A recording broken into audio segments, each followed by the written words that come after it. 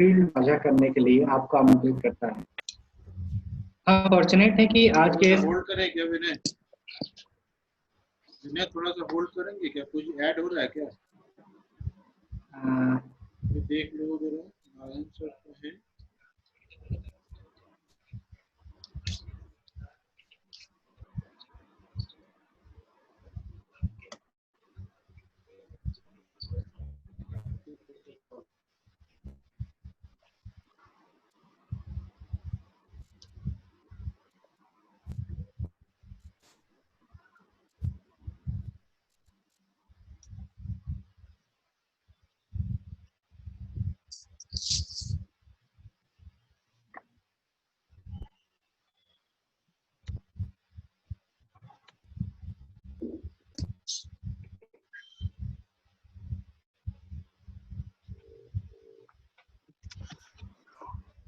Sir, are you ready joining?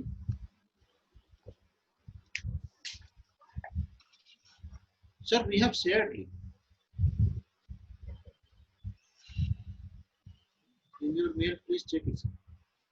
We are waiting.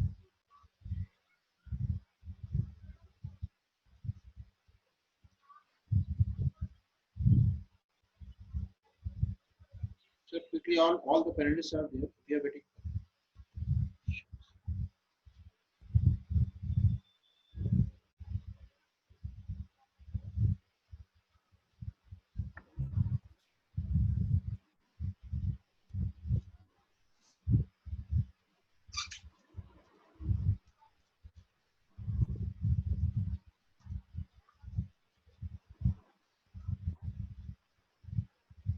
Yes, sir.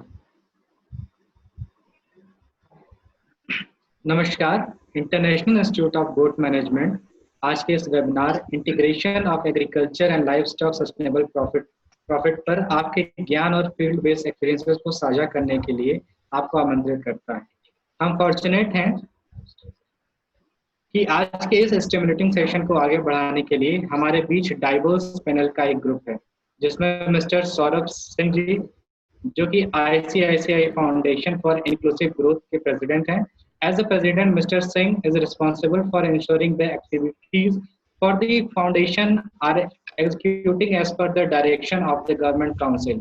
He has been the instrumental in developing an integrated model for the rural livelihood, exploring new markets as well as fostering key partnership for the market development for the beneficiary in rural India. Apart from this, Mr. Singh is the business head, trust association, societies and clubs, and the institutional banking group of ICICI Bank. He has been the instrumental in a various industry first and award-winning initiative like the Smart Wallet. Webinar के हमारे अगले panelist में mister Raman Wadhwa जी हैं। आप MPSRLM के अंतर्गत panchayat and rural development department में deputy chief executive officer हैं। आपने 20 सालों के अनुभव के दौरान ग्रामीण क्षेत्रों में जमीनी स्तर पे काम किया, लाइवलीहुड और वैल्यू चेन एक्सपर्ट के रूप में आप काम कर रहे हैं। बायलैटरल मल्टीलैटरल एजेंसियों के नॉर्म्स के अनुसार गुड्स एंड सर्विसेज की खरीद की विशेषज्ञता भी आप रखते हैं। सेवा में प्रारंभिक वर्षों में सरकार के साथ, उसके बाद विश्व बैंक की परियोजना में भी आपने शामिल हुए हैं। हमारे अगले पैनलिस्ट डॉक्टर नारायण हेगड़े जी हैं। आप 1974 में बायोफ डेवलपमेंट रिसर्च फाउंडेशन से जुड़े हैं। 1993 से 2009 में प्रेसिडेंट के रूप में आपने काम किया है। वर्तमान में आप चिल्ड्रंस फ्यूचर्स इंडिया में चेयरमैन के पद पर हैं। डॉक्टर हेगड़े ने environmental protection for children and technical manual on wasteland development and agro forestry लिखी है। आपकी बुक गांधीवादी दृष्टिकोण, ग्रामीण समृद्धि, कृषि विकास और स्थायी आजीविका के लिए उनके व्यवहारिक दृष्टिकोण को बयान करती है। इसके अलावा positive attitude for good health and happiness, mother nature, जो आपकी अंग्रेजी की सरसेज साहिब के लिए national council of educational research and training Bharat सरकार द्वारा राष्ट्रीय पुरस्कार से सम्मानित किया गया है। हमारे अगले पैनलिस्ट मिस्टर अशोक कुमार माथुर जी हैं, मिनिस्ट्री ऑफ रूरल डेवलपमेंट और एमपी में सीजीएम नाबार्ड के रूप में काम कर रहे हैं। आप वर्तमान में international Institute of port management के बोर्ड में भी शामिल हैं। आप भारत में जयपुर केंद्र, कारपोरेट योजना विभाग, राष्ट्रीय कृषि ग्रामीण विकास बैंक, मुंबई, मध्य प्रदेश और जम्मू कश्मीर प्रभावी अधिकारी, national bank staff college, Lucknow Uttar Pradesh और फैकल्टी के नाबार्ड कॉलेज से भी जुड़े रहे हैं। आप university of Strathclyde, Glasgow UK, Bangkok डेमी international, Deutsche bank training centre, क्रोनोल सनाशा एकेडमी श्रीलंका और वेस्टीज सेंटर ऑफ डेवलपमेंट इजराइल में भी शामिल रहे हैं। हमारे बीच डॉक्टर जीवी रमन जैनेयलू भी हैं। He is an experienced executive director with a demonstrated history of working in the research industry. Skilled in non-profit organization, food security, sustainable development, biodiversity and social sciences. वर्तमान में आप सेंट्रल फॉर सस्टेनेबल एग्रीकल्चर में executive director हैं। साथ ही साथ आप शहजा आहरम producer company में expert director के रूप में भी काम कर रहे हैं। आपने एग्रीकल्चर एक्टिविटी को सपोर्ट करने हेतु ई कृषि online integrated cloud based platform तैयार किए हैं, जो कि एग्रीकल्चर सप्लाई चेन मैनेजमेंट और फार्मर प्रोड्यूसर ऑर्गेनाइजेशन को सोल्यूशन देता है। आपने 3 बार टेडेक्स स्पीकर के रूप में भी poison on plate, how you can help ensure a secure income for farmers, caring for those who feed the nation पर अपने वक्तव्य को भी रखा है। हमारे बीच में मिस्टर उज्जवल सरकार जी हैं। Sir is a trustee and advisor of the Goat Trust since last 20 years. Sir has worked with the various esteemed organizations across the India in the development sector. Sir has worked with the ADI as a faculty member and positioned at a North Region Office, Lucknow. Also, he has done value chain study of a vegetable cluster, Gorakhpur, diagnostic study in a livestock, evaluation of a central sector scheme on a rural business hub in UP, diagnostic study of the public possibility to engage development capacity and district institution center. IFED study on village development plan in Western Rajasthan with CMF, study of a livestock sector for AKF, and experimented and developed the community-based organization model being practiced and replicated in more than 100 years. हम अपने participant का भी धन्यवाद करना चाहते हैं, जो कि एनजीओ, सीएसआर और व्यवसाय की गतिविधियों से भी जुड़े हुए हैं। मैं विनय गौतम आज के इस सेशन मॉडरेटर के रूप में आप सभी का धन्यवाद करता हूं। अब हम वेबिनार के ब्रीफिंग प्लान के साथ आगे बढ़ेंगे। वेबिनार की शुरुआत आज के टॉपिक के प्रेजेंटेशन के साथ करेंगे, जिसके ठीक बाद हम कम्युनिटी एक्सपीरियंसेस के वीडियो को साझा करेंगे। इसके बाद पैनलिस्ट अपने व्यू को एक एक करके हमारे बीच शेयर करेंगे। पैनलिस्ट व्यू के बाद हम ओपन हाउस सेशन रखेंगे। अब मैं मिस्टर वैभव त्रिमित्र जी को अनुरोध करता हूं कि वो आज के वेबिनार के topic integration of agriculture and livestock sustainable profit पर अपने प्रेजेंटेशन को हमारे समक्ष साझा करें। Vaibhav, over to you. Yes, thank you sir. तो वेलकम एवरीवन।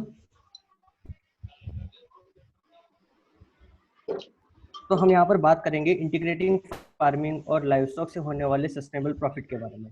यहाँ पर हम सबसे पहले देखेंगे कि इंडिया में अगर हम लाइवस्टॉक पॉपुलेशन के बारे में देखते हैं तो यहाँ पर 535.78 मिलियन पॉपुलेशन है, और उसमें से होने वाले डंग प्रोडक्शन की हम जब बात करते हैं तो ये लार्ज एमिनेंट होते हैं कि वो 30 करोड़ लार्ज एमिनेंट है, जिसका अगर एक देखा जाए कि अगर एक प्रौढ़ गाय जो होती है कि दिन में 12.9 kg faeces per day extract करती है, और इसकी अगर हम ईयरली वैल्यू देखें तो which comes around 141.2 metric ton in a year. और फिर जैसे छोटे जानवर की हम बात करते हैं, पशुधन की बात करते हैं, जिसमें बकरी, गाय का बकरी और भेड़ का समावेश होता है, जिसमें 22.4 इनका पॉपुलेशन 22.4 करोड़ इनकी पॉपुलेशन है, और एक जो बकरी है कि दिन में 0.9 kg ड्रॉपिंग देती है, जो कि लेंडी देती है, जो कि कलेक्टेबल है। और जिसकी ईयरली वैल्यू अगर देखी जाए तो 7.35 मेट्रिक टन इन ईयर होती है।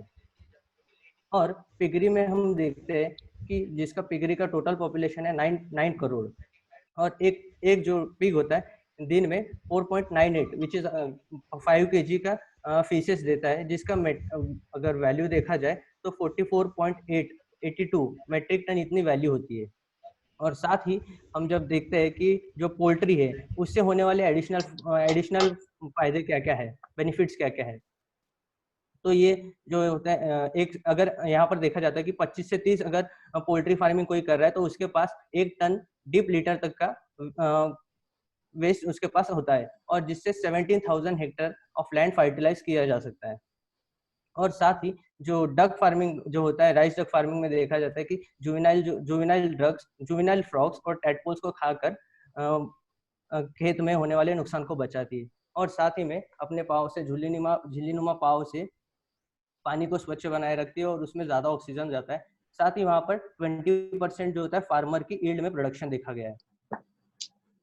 और जब हम इंटीग्रेटेड फार्मिंग और लाइवस्टॉक की अन्य अदर इसके जो बेनिफिट्स देखे जाए तो इसमें हमें देखने मिलता है कि अगर पोस्ट हार्वेस्ट के बाद जो ग्रेन्स होते हैं वो 3 to 10% जो ग्रेन्स होते हैं जो खेत में गिर जाते हैं, जो कि उसके साइज के ऊपर डिपेंड होता है, और जो कि कलेक्ट करने का काम या फिर जिसके खाने का काम छोटे जानवर करते हैं, और वह एक प्रकार से किसान को कैश कन्वर्ट करके दे रहे हैं, जो कि उसे मिलने वाला दूध, मांस और अंडों से उसको प्रॉफिट हो रहा है।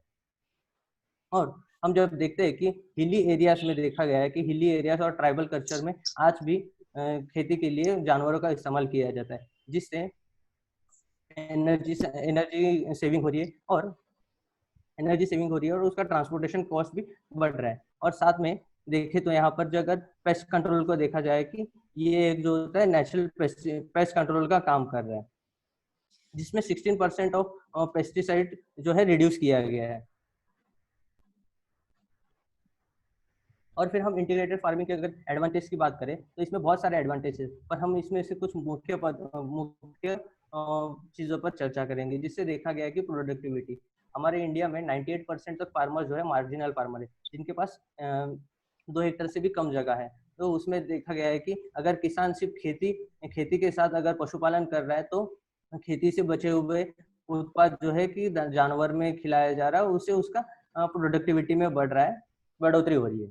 और प्रॉफिटेबिलिटी अगर जैसे कि मैंने कहा कि अगर वो किसान पशुपालन कर रहा है तो उससे 65 to 70% जो होने वाला उसका फीड का पाउडर उससे खेत से मिल रहा है, जो बचे हुआ रेसिड्यू से उससे मिल रहा है। और साथ ही में जो जानवर के द्वारा लेंडी आया गया है उससे उसे जैविक खाद भी मिल रहा है, इससे किसान को प्रॉफिट हो रहा है और उसका जो खर्चा है केमिकल फर्टिलाइजर खरीदने का खर्चा कम हो रहा है और उसका परचेसिंग पावर बढ़ रहा है। और इस साथ में इसमें हम देखें कि इनकम और एम्प्लॉयमेंट पूरे साल उसे बना मिला है कि हमारे देश में ज्यादातर खेती वर्षा आधारित खेती होती है, जिसमें किसान को पोस्ट हार्वेस्टिंग का समय ही सिर्फ उसे काम मिलता है। पर अगर उसके पास साथ कोई जानवर है, वो पशुपालन कर रहा है, तो उसे साल भर उसमें वो इन्वॉल्व रहेगा और उसके हाथ में जो होता है कि साल भर चलन आता रहेगा, जिससे वो दूध, मांस, अंडे बेचकर भी अपना हाथ में उसके इनकम आते रहता है।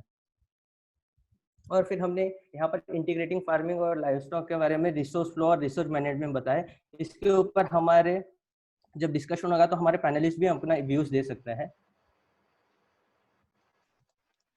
और इन चीजों को हम देख रहे हैं कि तो हमारी गोट्रस जो संस्था है, गोट्रस ऑर्गेनाइजेशन ने किस तरह से हमने इनोवेशन करके यहाँ पर किस तरह से बिजनेस जनरेट किया है, तो हम इसके बारे में कुछ बात करेंगे। तो फर्स्ट हम बात करेंगे कि गोट मैन्योर, जिसमें इंडिया हमारे गोट्रस में महाराष्ट्र, मध्य प्रदेश, लखनऊ और त्रिपुरा इन राज्यों में काम कर पिछले 2 सालों में 40 लाख रुपए से भी ज्यादा बिजनेस जनरेट किया हुआ है, जिसमें मोर देन 200 फैमिली जो है इन्वॉल्व है। साल 2018 में हमें 16.23% का हमारा गोट मैन्योर से हमें प्रॉफिट हुआ था, और साल 2019 में 23.77 लाख का यहाँ से गोट मैन्योर सेल किया गया है। और जब हम इसके एडवांटेजेस की बात करते हैं कि वाई गोट मैन्योर, तो इसमें एक देखा जाता है कि ये खेत में होने वाले जो खरपतवार होती है उसको रोकने का काम करती है। जिससे किसान का अनावश्यक खर्च जो होता है खरपतवार कम करने के लिए, उसका फर्टिलाइजर का उसका खर्चा बच जाता है। और साथ में ये जो है कि इसमें मॉइस्चर रिटेनिंग ज्यादा होता है, जो वाटर एफिशिएंसी इसका मॉइस्चर रिटेन करने की कैपेसिटी ज्यादा होती है, इसलिए खेत में कम पानी की जरूरत पड़ती है और ये धीरे धीरे खेतों में पोषक द्रव्य देता है और साथ में जो दीमक जो हो जाती है खेत में उसे बढ़ने से रोकता है। और हम जब इसका अगर मैन्योर का जो कंपोनेंट की बात करें तो इसमें 47% पोटेशियम, 16% फास्फोरस और 37% नाइट्रोजन की मात्रा होती है, जो कि खेत में फसल को बढ़ाने के लिए एक बहुत महत्वपूर्ण रोल प्ले करती है, अहम रोल प्ले करती है। हम देख रहे हैं कि यहाँ पर किस तरह से हमारा जो फील्ड एक्सपीरियंसेस है, यहाँ पे हम गाँव में से किस तरह से लेंडी खरीद कर रहे हैं, लेंडी खरीदा जा रहा है, उसको नीम और नीम से उसका उत्पाद बनाया जा रहा है, 45 दिनों में खाद किस तरह से रेडी हो रहा है, ये हम जो है आपको एक वीडियो के माध्यम से भी दिखा सकते हैं। जो एक हमारा एक फील्ड से जो वीडियो है, अब हम वो देख लेंगे।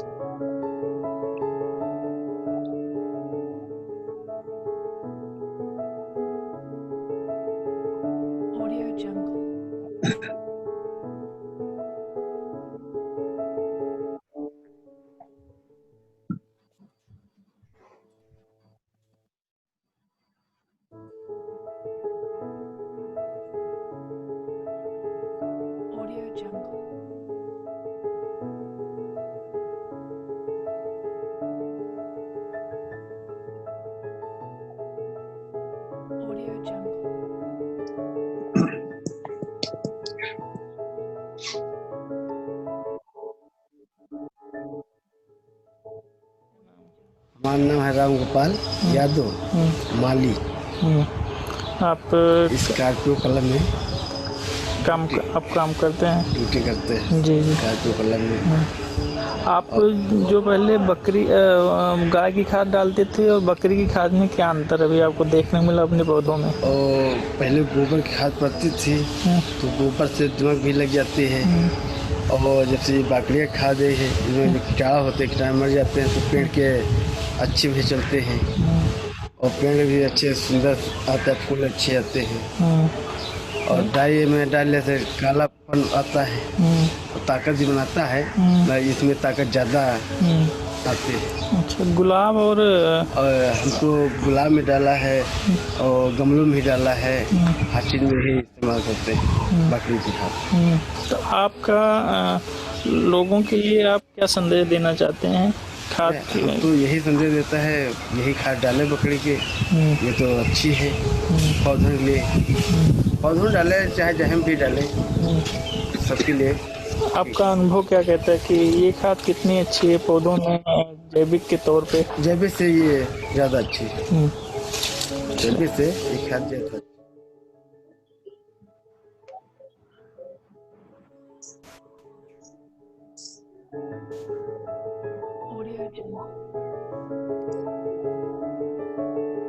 हमारा एक प्रयास है इस लेंडी खत को किस तरह से इस्तेमाल किया जा सकता है। साथ ही हम लोग जो दूसरे इनोवेशन की बात कर रहे हैं कि हम जो देख रहे हैं यहाँ पर कि हमारे इंडिया में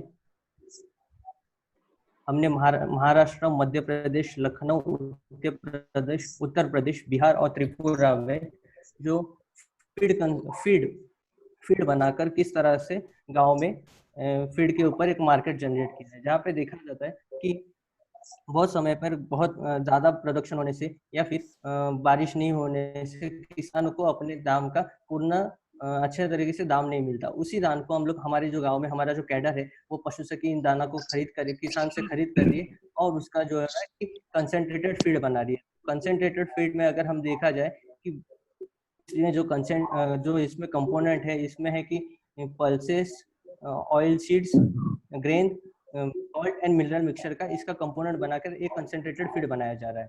हमने यहाँ पर एक दिखाने की कोशिश की है कि वर्ष 2019 में हमने 39.01 लाख का फीड सेल किया हुआ है और 2020 में 53.23 लाख रुपीस सेल किया गया है।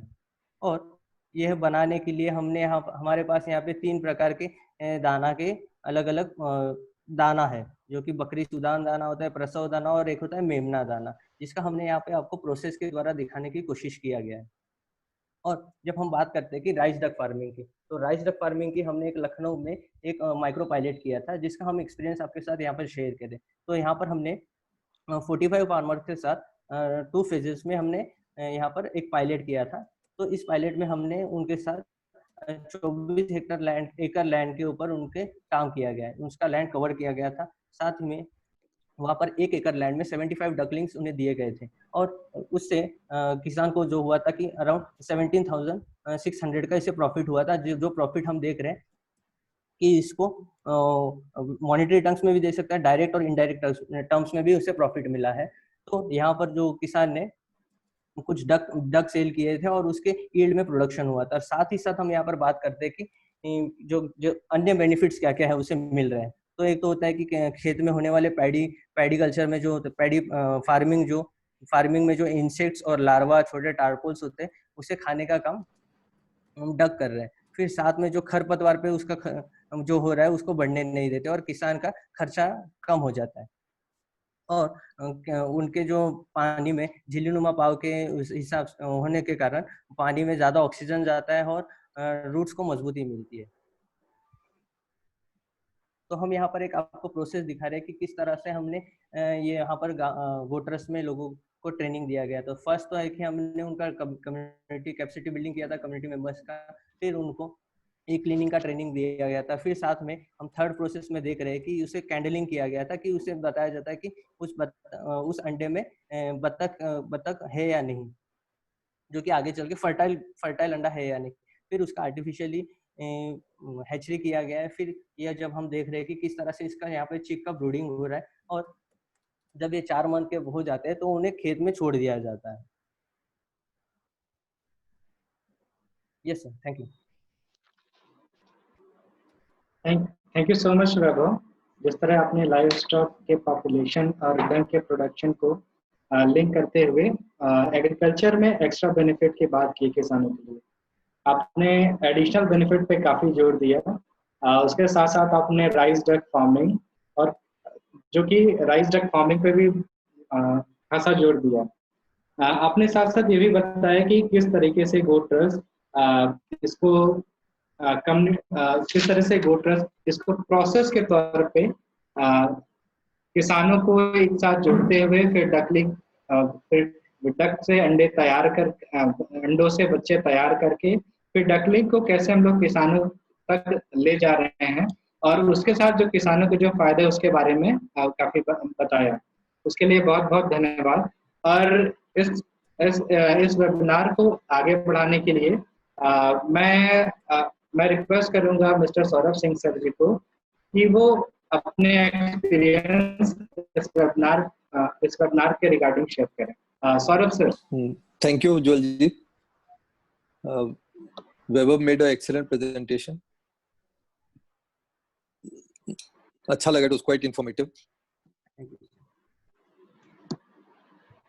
मैं चूंकि प्रोफेशन से बैंकर हूं तो और CSR के फील्ड में भी जुड़ा हूं, तो जब भी मैं सोचता हूं तो दोनों को एक साथ जोड़कर सोचता हूं। एंड पर्सनल लाइफ एक्सपीरियंस को भी इसके साथ मिलाकर चलते हैं तो पिछले 20 सालों में अपने देश का पर कैपिटा इनकम $500 से आज करीब $2500 पे आ गया है। और ये तो पर कैपिटा इनकम है, लेकिन इसका इम्पैक्ट हमारे फूड प्लेट पे क्या होता है? जैसे जैसे पर कैपिटा इनकम बढ़ता है, हमारे फूड प्लेट में न्यूट्रिएंट की मात्रा बढ़ती है और न्यूट्रिएंट में खासकर प्रोटीन की मात्रा बढ़ती जाती है। तो अगर हम कोरिलेट करने की कोशिश करेंगे तो प्रोटीन का कंजम्पशन आज से 20 साल पहले और आज में बहुत बढ़ चुका है। और हम सब ने दाल के प्राइस को बढ़ते हुए देखा है, कम होते हुए देखा है। तो या तो वेज प्रोटीन हो या नॉन वेज प्रोटीन हो,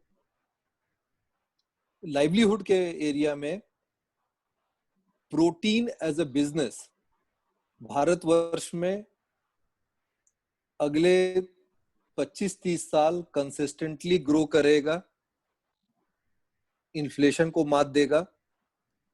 और इस प्रोटीन के बिजनेस में जो भी लोग जुड़े रहेंगे उनको हमेशा अच्छी आमदनी की उम्मीद होनी चाहिए। और हमने हमेशा देखा है कि शहरों में अगर वर्कर को जिस दिन सैलरी मिलती है, सबसे पहले वो चिकन या मटन खरीदने जाते हैं। सो एक नॉर्मल हैबिट है। दूसरा मैं कहना चाहूंगा कि कोविड के समय जो हमने ऑब्जर्व किया,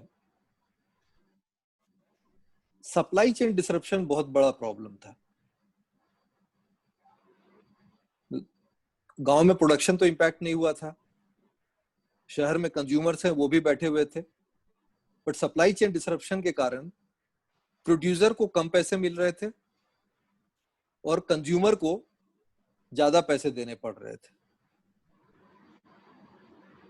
तो गांव से शहर जो सप्लाई चेन है वो बहुत ही इनफॉर्मल है और कहीं हम लोगों को मिलजुल कर इस पे काम करना होगा ताकि इसमें फॉर्मल स्ट्रक्चर जितना ज्यादा डाल सके उतना अच्छा हो। फॉर्मल मतलब अगर हर 20 किलोमीटर पे कुछ चाहिए, हर 100 किलोमीटर पे कोल्ड स्टोरेज चाहिए, जो जिस भी चीज की जरूरत है, या रेफ्रिजरेटेड वैन्स चाहिए, हम लोगों को मिलकर इस एरिया में काम करना होगा ताकि विलेज का सप्लाई चेन डिसरप्ट ना हो। एंड प्रोड्यूसर को तभी आमदनी होती है जब उसका माल खपत होता है। और इस कोविड एक्सपीरियंस ने हमको ये सिखा दिया है कि अगर सप्लाई चेन स्ट्रांग हो तो किसी भी चीज की लड़ाई में हम अव्वल निकलेंगे और हमको लॉसेस नहीं होंगे। आपके प्रेजेंटेशन में जो आपने दिखाया उसमें काफी अच्छे एग्जांपल्स थे of duck with paddy. I think Honey multiple crop एक और बहुत बड़ा एग्जांपल है। हमने जहां जहां एक्सपेरिमेंट किया है प्रोडक्शन 25 से 30% बढ़ा है। इंडिया का ऑलमोस्ट 40% हनी कंजम्पशन इंपोर्टेड है, तो हनी का मार्केट बड़ा है, खेती में प्रोडक्शन बढ़ता है, दोनों तरफ बेनिफिट है। एक और पॉइंट कहना चाहूंगा, पिछले 50-60 साल में पूरे देश में बच्चों पे जो ध्यान दिया गया वो सिर्फ पढ़ाई पे ध्यान दिया गया है। एंड उसी कारण से एक दुकानदार का बच्चा दुकानदार नहीं बनना चाह रहा है, एक किसान का बच्चा किसान नहीं बनना चाह रहा है। तो हमारे एजुकेशन सिस्टम में भी स्किल को इज्जत नहीं दी गई है।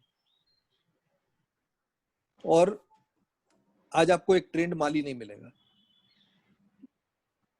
तो स्किल डेवलपमेंट पे फोकस करना बहुत जरूरी है, क्योंकि जिस चीज से लाइवलीहुड कमाना है आगे चलकर, उसकी ट्रेनिंग को हम साइड में रख देते हैं और टेक्स्ट बुक की पढ़ाई करते हैं और एग्जाम में पास हुआ फेल हुआ उसको हम इज्जत देते हैं। उसने लाइफ में क्या कमाना है, क्या सीखना है,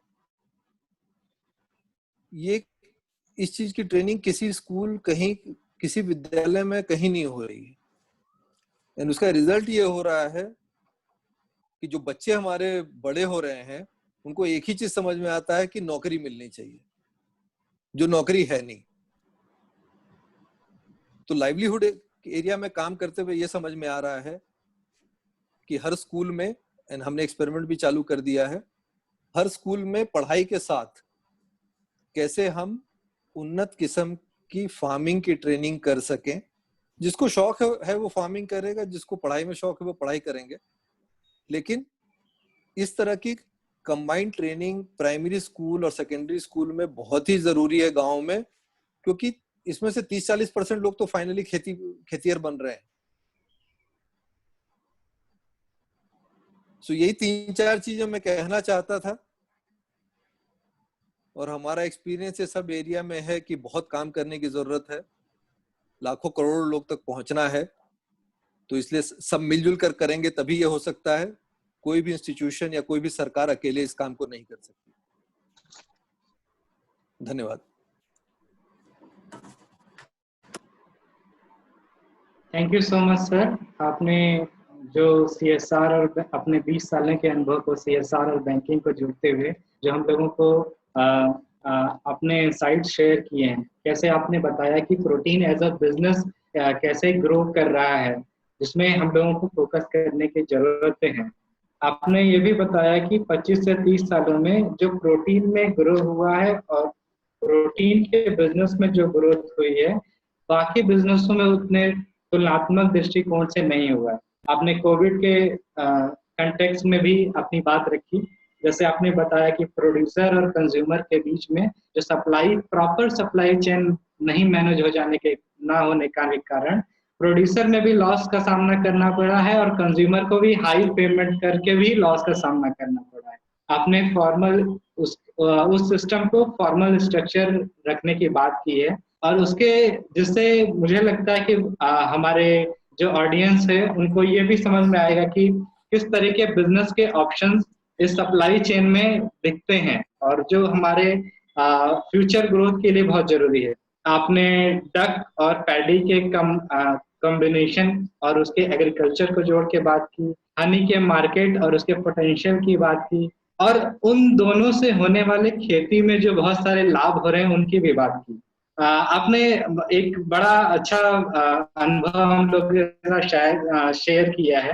जो बच्चों में स्टडी का तो ग्रोथ तो काफी ज्यादा हो रहा है, लेकिन आपने स्किल डेवलपमेंट में भी ज्यादा फोकस किया है कि हाँ बच्चे स्किल डेवलपमेंट स्टडी के साथ साथ स्किल डेवलपमेंट को भी ज्यादा फोकस करें। और ये जो आपने बताया कि हमको इस काम को मिलजुल के आगे बढ़ने की जरूरत है, तो इसी के साथ मैं आपको बहुत बहुत धन्यवाद करता हूँ कि जो आपने अपनी बात हम लोग के समक्ष रखी।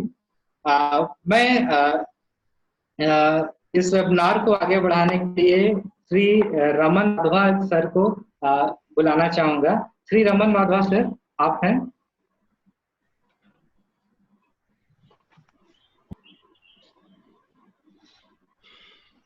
Sir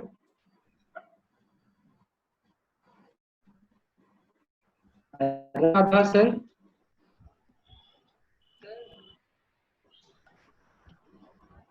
hello Raman ji. रमन जी शायद आउट हो गए हैं क्या, कनेक्शन कट गया है। हाँ रमन जी, आवाज सुनाई दे रही है? रमन जी शायद आउट हो गए हैं, कट गया है। रमन जी आवाज सुनाई दे रही है? या please sir, now it is your turn. Okay, so Raman ji आवाज सुनाई दे रही है?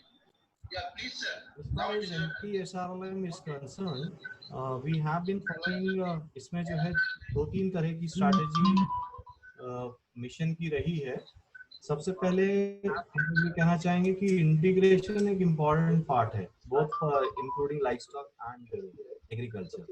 सो initially we started with 3 districts, जिसमें हमने डिंडोरी, श्योपुर, मंडला, हमारे जो ट्राइबल डिस्ट्रिक्ट्स थे उनको लेके हमने काम शुरू किया और ये कोशिश करी कि हम किस तरह से हमारे डिफरेंट लाइवस्टॉक्स को, बी इट डेयरी को ले लें या फिर हम पोल्ट्री को ले लें या हम पोल्ट्री को ले लें, फिशरीज ले लें, और इन 4-5 चीजों को लेके हमने वहां पे काम शुरू किया।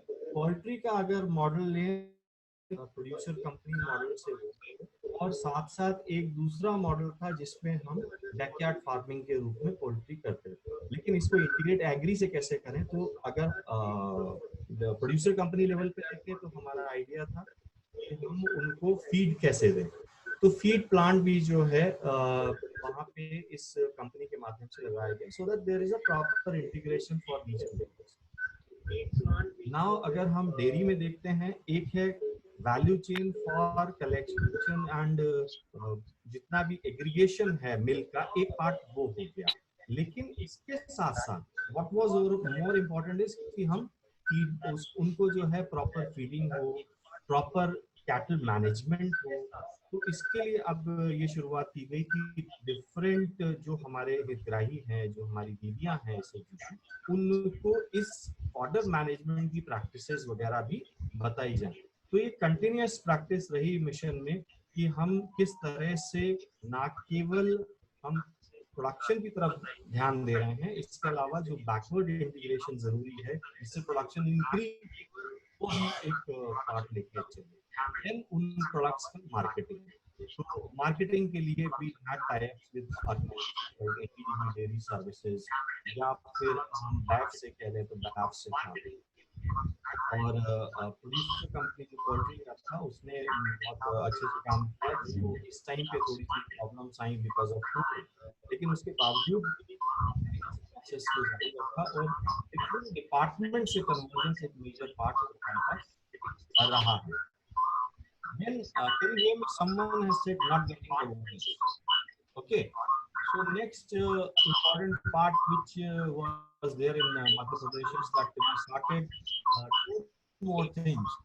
That हम फिशरीज ले रहे हैं। फिशरीज में हमने केज कल्चर को थोड़ा सा शुरुआती किया है लगभग 3 जिलों में। तो एक ये नई प्रैक्टिस मिशन ने शुरू की है।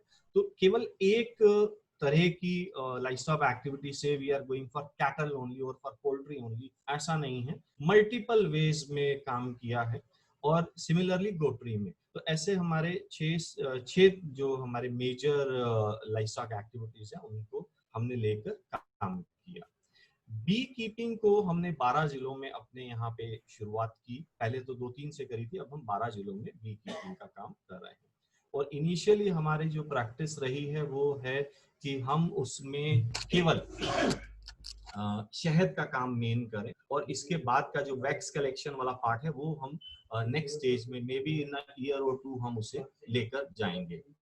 थर्ड पार्ट जो मैं इसमें कहना चाहूंगा कि अगर किसी भी इस तरह की एक्टिविटी को आगे लेके जाना है तो वन इज कि आप एक्टिविटीज को प्लान करो, another is we need to understand what kind of HR we have. तो मिशन में बिल्कुल स्टेट लेवल पे we have got agri expert, we have got livestock expert. इसी तरह से ही हमने बनारस हिंदू यूनिवर्सिटी से एग्रीकल्चरल एक्सपर्ट्स या स्टेट यूनिवर्सिटी से हमने एग्रीकल्चरल एक्सपर्ट्स लिए हैं। तो वन पार्ट इज कि आपने प्लानिंग करी, अनदर इज कि हमारे पास एचआर स्ट्रांग हो जो फील्ड लेवल पे इम्प्लीमेंट करे, and third is you should have good partners. से हम एनडीडीबी डेयरी सर्विसेज से कर रहे हैं या फिर हम बायप्स जैसे ऑर्गेनाइजेशन से कर रहे हैं, प्रोड्यूसर कंपनीज हैं, प्रधान जैसे ऑर्गेनाइजेशन से, इन तरह के ऑर्गेनाइजेशंस को लेके प्लस एक रोल हमारे यहाँ पे केवीआईसी और एग्रीकल्चरल यूनिवर्सिटीज का बहुत बड़ा रहा। देन इसको प्रमोट करने के लिए कन्वर्जेंस एक मेजर पार्ट है मिशन में, बिकॉज मिशन का जो अपना पैसा है जो गवर्नमेंट से आता है या कुछ आता है वो basically is a loan oriented जो एंड यूजर को जाता है, बट उसमें और तरह की एक्टिविटीज हमें बहुत जरूरी रूप से चाहिए। तो हमारा एक लार्जर पार्टनर है MGNREG, जिसमें हमारा लगभग 250 करोड़ रुपए की पार्टनरशिप रहती है, चाहे उसमें गोट शेड्स हो, पोल्ट्री शेड्स हो, कैटल शेड्स हो। तो ये एक सपोर्ट कन्वर्जेंस का है। देन एग्रीकल्चर डिपार्टमेंट से चाहे वो सीड्स लेने का हो या एग्रीकल्चरल प्रैक्टिसेस का, वो एक इम्पोर्टेंट पार्ट मिशन में रहा है। एंड फाइनली जो ट्रेनिंग कैपेसिटी बिल्डिंग का है, दीदियों को ट्रेनिंग देना है, because as a mission we can organise them, we can gather them, इकट्ठा कर सकते हैं, लेकिन देना एक हमारे लिए चल रहा है। तो इन डिपार्टमेंट से, बी इट एनिमल हस्बेंड्री और एग्रीकल्चर डिपार्टमेंट, ये हमारा एक मेजर एक्टिविटी मिशन में रही। प्लस अगर मैं एक और अच्छी प्रैक्टिस अगर मिशन की देखूं, जो across, it's not only in MP, in many places, तो एग्रीगेशन मॉडल्स लिए गए हैं प्रोड्यूसर कंपनीज के थ्रू। उनका मार्केटिंग कॉन्सेप्ट भी मिशन में बहुत अच्छे से लेके हम लोग गए हैं। तो इट्स वन पार्ट जो मैंने आपसे कहा कि हम प्लानिंग कर रहे हैं, एक HR सिस्टम्स डेवलप हो गए, then convergence level and then its implementation। तो कंप्लीट वर्क वैल्यू चेन का जो कल्चर लिया है इस इंटीग्रेशन में फॉर एग्रीकल्चर, वो एक मिशन ने बहुत तेजी से आगे बढ़ाया है। तो आई वुड रिक्वेस्ट ऑल की if you have any questions, हम इस तरह के मॉडल्स जो हैं अलग अलग जगहों पे हैं, चाहे वो बैकयार्ड पोल्ट्री का हो कड़कनाथ को लेके, या NDS का हो, या पोल्ट्री का हो, या फिर हम किसी प्रकार की सिंपल धाड़वर पद्धति अपने लोगों को पढ़ा रहे हैं, या उनसे कहते हैं कि आप इम्प्लीमेंट करें। और गोट को लेके in the tribal area Singrauli कि कैसे उसका मैनेजमेंट करना है गोट का, तो ये प्रैक्टिसेस मिशन में ली गई हैं। तो आई थिंक कि इससे जो प्रॉफिटेबिलिटी की जहां तक हम कहते हैं, अगर डेयरी में कहें तो एवरीबॉडी नोज, लेकिन अब ये सोचा जा रहा है, ऐसे फ्यूचर प्लानिंग हम देखें तो हम सोचते हैं कि हमारे पास एक छोटा फॉडर प्लांट भी हो, एक तरह का कैटल फीड प्लांट जिसे हम कह रहे हैं, जैसा हमने पोल्ट्री के लिए किया है। साथ ही अब पोल्ट्री क्योंकि काफी उसमें इस पीरियड में थोड़ा नुकसान हुआ है, तो we are coming up with a new policy for them कि उनको कुछ जो दीदियां हैं उनके लिए हम एक स्पेशल प्रोजेक्ट पे वर्क करें। Because as a bureaucrat if we see, तो हमें integration in agriculture, livestock plus overall funding management भी हमारा एक मेजर इंपॉर्टेंट पार्ट रह जाता है। तो प्रॉफिटेबिलिटी जैसा मैं कहना चाह रहा था, तो ये अगर हम देख रहे हैं तो ऑन एवरेज 8 से 10 हजार इनकम की हम लोग पहले बात कर रहे थे, but in this covid times ये थोड़ा रिड्यूस हुआ है। But even then because new things are coming up, so in आत्मनिर्भर भारत कुछ नई पॉलिसीज आई हैं लेके रिलेटेड टू प्रोड्यूसर ऑर्गेनाइजेशंस, तो शायद हम उसे अब इसको आगे लेके जाएंगे। तो हम लोग ये प्लान कर रहे हैं कि कम से कम 15 से 20 हजार की आय हम नेक्स्ट पीरियड में अपने दीदियों के लिए कुछ प्लानिंग कर सकें। This is all about from MPSRLM। Thank you.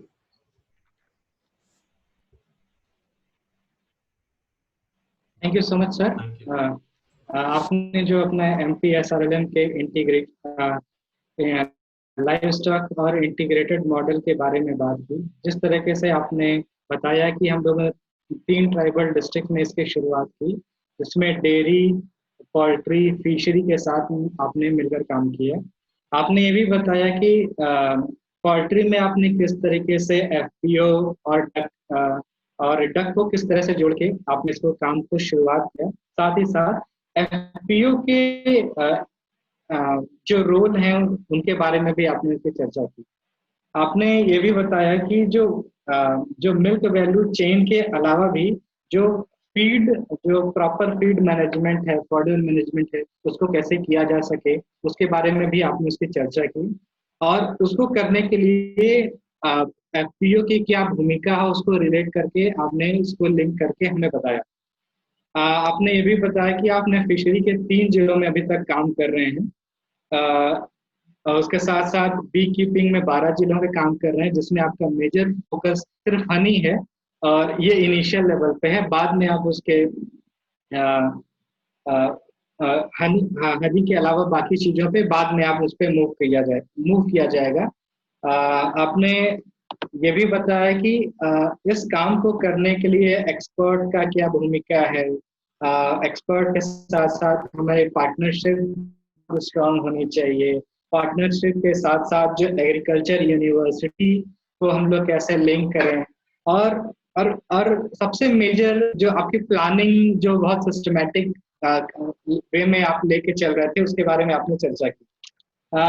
इसके साथ साथ आपने ये भी बताया कि ट्रेनिंग और किसानों की ट्रेनिंग और उनकी कैपेसिटी बिल्डिंग को हम लोग किस तरीके से FPO को जोड़ते हुए, उसके साथ साथ FPO में मार्केटिंग मॉडल को इन्वॉल्व करते हुए हम कैसे इस इस किसानों की इनकम को बढ़ा सकते हैं। आपने ये भी बताया कि कोविड से ठीक पहले किस तरह से किसान 10,000 से ज्यादा की इनकम कर रहे थे, लेकिन कोविड के कंटेक्स्ट में वो फिलहाल कम हो गया है। लेकिन आपने ये अपॉर्चुनिटी बताया कि आत्मनिर्भर भारत के साथ हम लोग इस प्रोग्राम को इम्प्लीमेंट करते हुए हम लोग 15 से 20,000 किसानों की आय को बढ़ाने तक हम लोग काम कर सकते हैं। वेबिनार की इस कड़ी को आगे बढ़ाने के लिए मैं डॉक्टर नारायण हेगड़े सर को आमंत्रित करता हूं कि वो अपना व्यू इस वेबिनार के टॉपिक पे हम लोग के बीच शेयर करें। Thank you. सभी को नमस्कार, मैं पुणे से बात कर रहा हूँ। ये टॉपिक बहुत अच्छा है कि लाइव स्टॉक के साथ में एग्रीकल्चर लाइवलीहुड जुड़ा जाए। मेरा अनुभव काफी लाइव स्टॉक में रहा लाइफ में। हमारा अनुभव ऐसा है कि अगर एक अच्छी गाय दूध देने वाली है, प्रिफरेबली क्रॉसफेड, एक गाय अगर हमारा एवरेज 8 लीटर दूध देने वाली गाय हमारे पास होता है, कम से कम किसान को 20 से 25,000 रुपीज का नेट इनकम साल को हो सकता है। इसमें उनका लेबर भी थोड़ा होगा, तो तभी भी हमारा अनुभव है कि एक किसान के पास 2-3 गाय है तो उनका आमदनी डेफिनेटली 60,000 के ऊपर हो सकता है। तो इस वक्त लास्ट 2-3 साल में किसानों को काफी कंफ्यूज हो रहा है कि ये देसी गाय अच्छा है क्या, A1 मिल्क अच्छा है क्या, A2 मिल्क क्या है। हमारा अनुभव ऐसा है कि अगर दूध में देसी और क्रॉसब्रीड में कोई ज्यादा फर्क नहीं है, और जो हम खिलाते हैं उसी मुताबिक दूध का क्वालिटी भी फर्क होता है। और हमें दूध व्यवसाय के लिए करना है, अभी भी क्रॉसब्रीड संकरित गाय का ही फायदा ज्यादा हो सकता है। पिछले साल मेरा एक पेपर भी रहा, there has been some confusion about A1 A2 milk. Research में ये शोध हो चुका है कि absolutely there is no harm in consuming crossbred cow milk or exotic cow milk. So ये सभी पब्लिसिटी स्टंट है। किसान के बाद हमें जाना है तो उनको ज्यादा कंफ्यूज न करते हुए जो सीधा है उसको बताने से ठीक रहेगा। विथ रिगार्ड टू गोट, आप सभी जानते हैं कि जनरली गोट जो किसान के पास गाय संभाल नहीं सकता है वो गोट के पीछे जाता है। और बहुत मैं भी 2000 से काफी गोट का प्रोजेक्ट देखा। जनरली मेरा अनुभव ऐसा है कि जिसके पास गोट है ट्रेडिशनली उन्हीं को सपोर्ट देना अच्छा रहेगा। मेरा ऐसा अनुभव है कि हम नया गोट फार्मर को क्रिएट करने में काफी दिक्कत करेंगे, क्योंकि ये गोट का कल्चर ऐसा है कि 90% farmers dependent on fodder the community pasture, और ज्यादा गोट इंट्रोड्यूस करेंगे तो ज्यादा बायोडाइवर्सिटी के ऊपर प्रेशर हो सकता है। ऑन द कॉन्ट्ररी, ये किसान गोट संभाल रहे हैं उन्हीं को हम मदद करें, उन्हीं का प्रोडक्टिविटी बढ़ाए तो गोट डेवलपमेंट सस्टेनेबल होगा। क्योंकि हमें उत्साह होता है तो हम बहुत से गवर्नमेंट के प्रोजेक्ट में हम लोगों को पकड़ के सब्सिडी में गोट देते हैं, इसमें ज्यादा सा फेलियर ज्यादा होगा और सक्सेस कम होगा। तो इसीलिए ये अब गोट में करना है तो मोस्ट इम्पोर्टेंट, अगर कैटल का हो गोट का हो, पहले जेनेटिक इंप्रूवमेंट होना चाहिए, तभी उनको जो भी हम खुराक देते हैं फीड देते हैं उसका प्रॉफिटेबिलिटी बढ़ता है। तो जिधर कोई भी प्रोजेक्ट हो उसमें genetic improvement should be part of the livestock development. जब हम लाइवस्टॉक लेते हैं, it's a great opportunity for promoting organic farming, क्योंकि आज हमारे देश में अगर ऑर्गेनिक फार्मिंग करना हो सस्टेनेबली, काउडंग के बिना, गोट डंग के बिना ऑर्गेनिक फार्मिंग इकोनॉमिक होना बहुत मुश्किल होता है। तो इसीलिए हमें लगता है कि जब भी हम लाइवस्टॉक के साथ में, किसान के साथ में काम करते हैं, थोड़ा ध्यान उनके खेती के बारे में थोड़ा देखना जरूरी है। हमारा आंध्र प्रदेश में, महाराष्ट्र में अनुभव ऐसा है, जो किसान ऑर्गेनिक फार्मिंग जो गाय के साथ में वेजिटेबल प्रोडक्शन करता है, जिसके पास काउडंग घर में मिलता है, तो 1 एकड़ में वो 2 लाख तक वेजिटेबल से इनकम कमा सकता है। तो 2 लाख 1 एकड़ नहीं है तो आधा एकड़, 1/4 एकड़ भी होगा। अगर वो उसके पास काउडंग हो, उसको हम वेजिटेबल प्रोडक्शन में, सिंपल वेजिटेबल, बहुत कॉम्प्लिकेटेड भी नहीं चाहिए, ताकि किसान को हम जो उसका लोकल वेजिटेबल है उसी को प्रोडक्शन करने में थोड़ा सिखाए कि उसको सपोर्ट देना पड़ता है, उसको थोड़ा वाटर मैनेजमेंट ठीक करना पड़ता है, ऑर्गेनिक पेस्टिसाइड के बारे में बताना पड़ता है। एक बार वो शुरू कर दे तो ये vegetable production and dairy production और goat production can be the best thing. हमें लगता है कि अगर हम जब गोट और गाय के साथ में किसान साथ में काम करते हैं, गरीबी उधर रहने का कोई ही जरूरी नहीं है। There is no reason why farmer should be poor having cattle और गोट विद हिम। तो इसीलिए बहुत इंपॉर्टेंट है कि ये एग्रीकल्चर प्रोडक्शन में वेजिटेबल प्रोडक्शन हो, हॉर्टिकल्चर प्रोडक्शन हो, उसको अगर छोटा किसान हो वेजिटेबल और हॉर्टिकल्चर कर सकते हैं साथ खेती करने के बजाय। लास्ट पॉइंट मेरा है कि अबाउट फॉडर प्रोडक्शन। अभी आप देख रहे हैं कि फॉडर का डिमांड जा रहा है, particularly with the new policy in the government, we have a lot of unwanted animals and they have to be fed.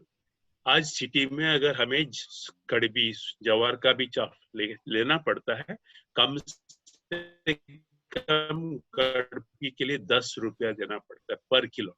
ऐसे तो 90% फार्मर्स तो इकोनॉमिक वायबिलिटी हो ही नहीं सकते, जिसके पास शौक है वही कर सकता है। लेकिन हमारे लिए मुझे लग रहा है कि एक बड़ा अपॉर्चुनिटी है। मैं देख रहा हूं कि अभी यूपी में, बिहार में इतना माइग्रेटरी लेबर गए हैं। अगर गवर्नमेंट के साथ में हम उनसे मिले और कोई नदी के किनारे के ऊपर, वेस्ट एंड के ऊपर अगर हम यूजिंग सीवेज वाटर और रिवर वाटर अगर वाटर प्रोडक्शन करें, अगर उसका लीफ मिल प्रोडक्शन करें, तो it can be very important economically viable activity. क्योंकि जिधर पशु है उधर चारा जरूरी है।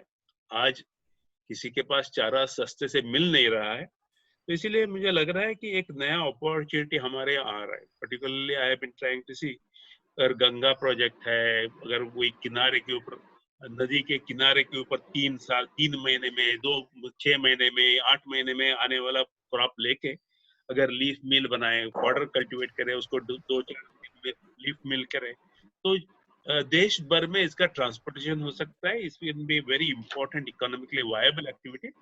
और जब तक हम एनिमल के साथ में फीड का अरेंज नहीं करते, both fodder and concentrate, profitability हो ही नहीं सकता, क्योंकि 70% the cost of livestock management goes on feeding. तो इसीलिए इसके ऊपर एक इंडिपेंडेंट प्रोजेक्ट भी हो सकता है, जिधर जिधर साथ में स्कोप है उधर वो दे सकते हैं। तो इसको करना मुझे लगता है कि बहुत बड़ा स्कोप है। तो इसीलिए लगता है कि करने लायक बहुत है, छोटे छोटे चीजों से करना चाहिए। तो उसमें किसान को जरा कॉन्फिडेंस आ जाता है तो आगे उसको अपने आप ले जा पाएगा।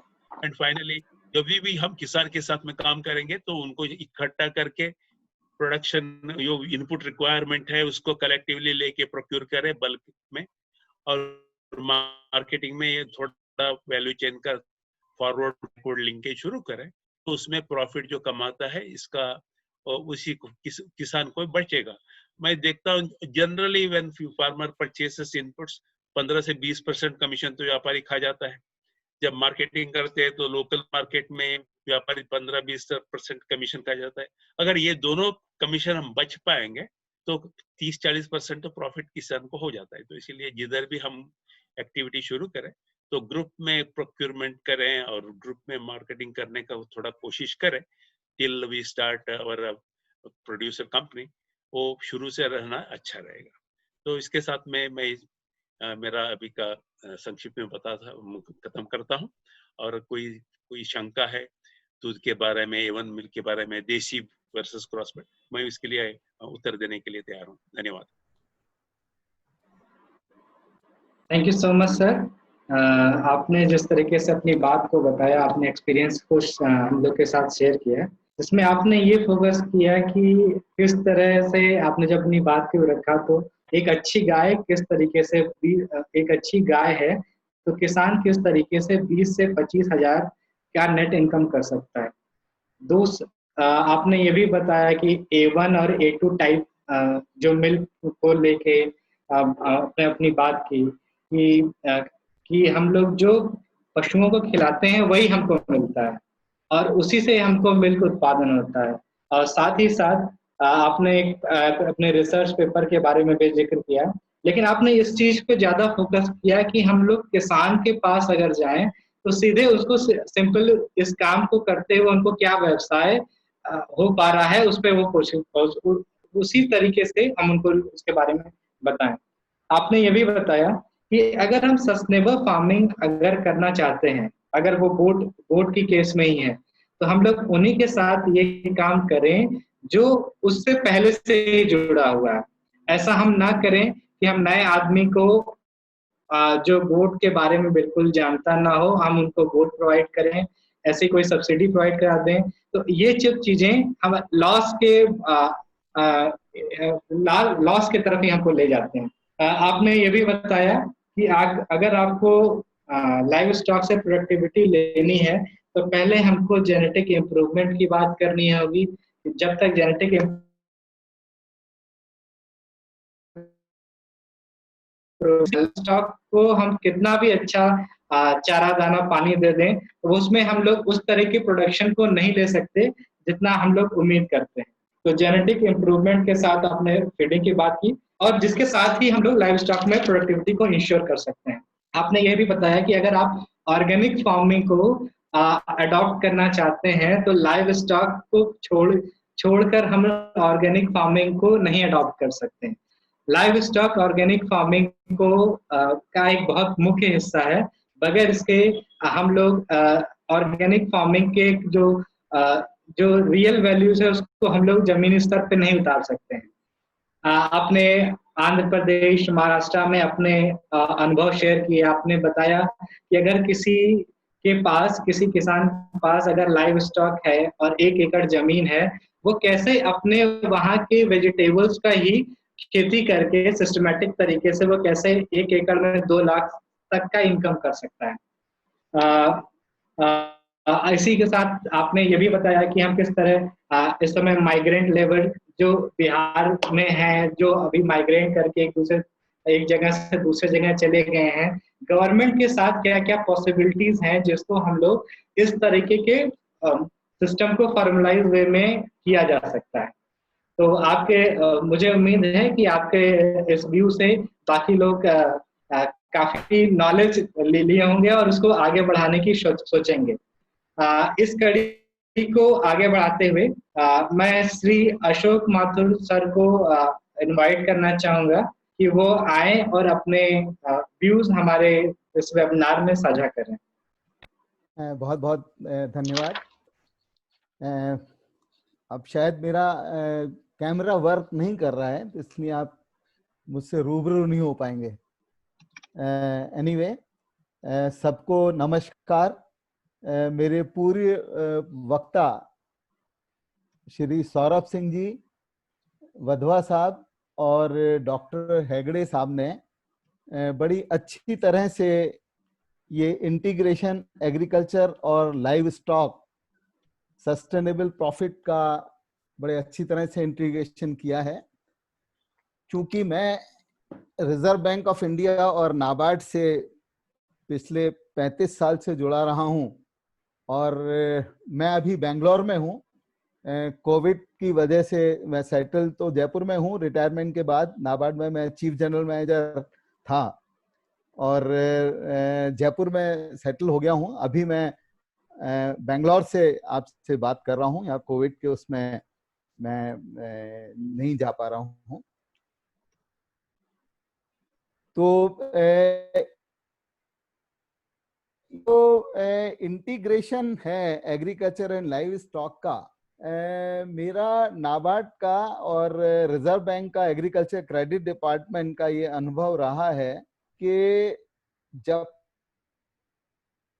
और कृषि को इंटीग्रेट नहीं करेंगे, पहले पशुपालन को एक अलग व्यवसाय के रूप में देखा जाता था और कृषि को एक अलग व्यवसाय के रूप में देखा जाता था।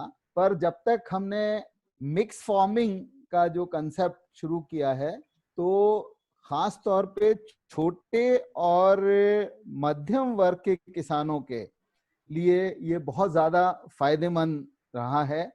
और जैसा हेगड़े साहब ने कहा है, इन सारी चीजों को लाइव स्टॉक डेवलपमेंट के साथ नहीं जोड़ेंगे तब तक उसकी प्रॉफिटेबिलिटी किसान की नहीं बढ़ पाएगी। और कोई रीजन नहीं है, अगर वो 2-3 गायें पालता है, 1-2 बकरियां पालता है कोई किसान, तो गरीबी उसके पास आए या वो गरीबी की रेखा के पास कहलाए, ये एक मिथ्या होगी। वेबिनार में जो पार्टिसिपेट कर रहे हैं, मैं उन लोगों को ये बताना चाह रहा हूँ कि लाइव स्टॉक प्रमोशन के लिए नाबार्ड ने कई योजनाएं बनाई हैं, और ये योजनाएं नेशनल लेवल के ऊपर हैं और स्टेट स्पेसिफिक, एरिया स्पेसिफिक योजनाएं नाबार्ड ने शुरू करी हुई हैं।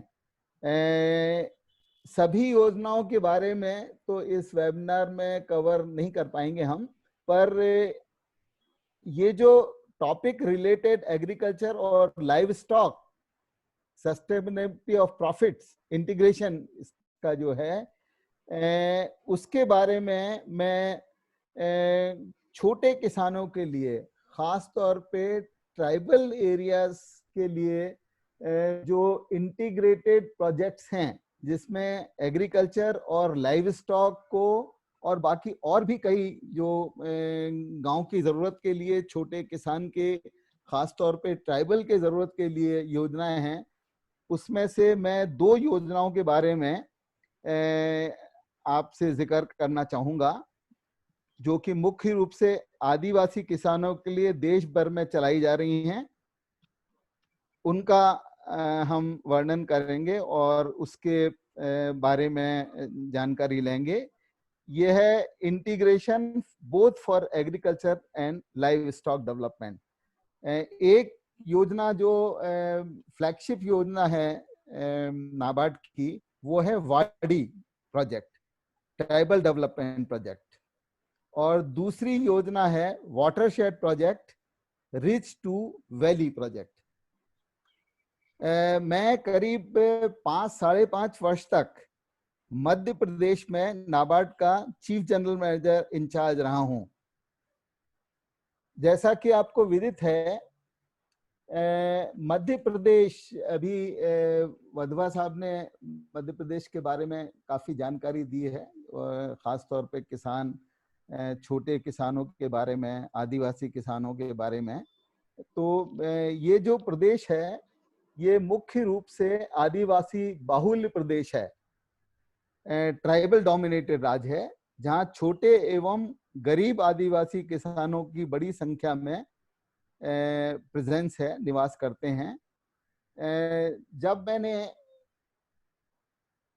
मध्य प्रदेश रीजनल ऑफिस के क्षेत्रीय कार्यालय का चार्ज लिया और इसका एग्रो क्लाइमेटिक कंडीशंस और ज्योग्राफिकल कंडीशंस को देखा, तो मुझे मैं चूंकि कृषि का विद्यार्थी रहा हूँ, एग्रीकल्चर का स्टूडेंट रहा हूँ, तो मुझे काफी एक्साइटमेंट हुआ कि काफी बड़ा एरिया जो है वो फॉरेस्ट में है, काफी अधिक पॉपुलेशन इसकी ट्राइबल पॉपुलेशन है, काफी अधिक मात्रा में छोटे किसान हैं। तो मैंने जो अपनी प्रायोरिटी बनाई, वो छोटे किसानों और खास तौर पे ट्राइबल एरिया में काम करने की एक प्रायोरिटी बनाई। और जब मैंने राज्य सरकार के विभिन्न विभागों से इसके बारे में डिस्कशंस किया, तो मैंने पाया कि इस राज्य में वाटरशेड डेवलपमेंट के लिए और खास तौर पे वाड़ी प्रोजेक्ट के लिए बहुत ज्यादा संभावना है। जब राज्य की स्टैटिस्टिक्स देखी, तो मैंने देखा झबुआ, धार, होशंगाबाद, रतलाम, ये जो ट्राइबल डोमिनेटेड डिस्ट्रिक्ट्स हैं और यहाँ की अनड्यूलेटिंग टोपोग्राफी है और जो पॉपुलेशन का रेशियो है वो भी बड़ा डाइवर्सिफाइड है।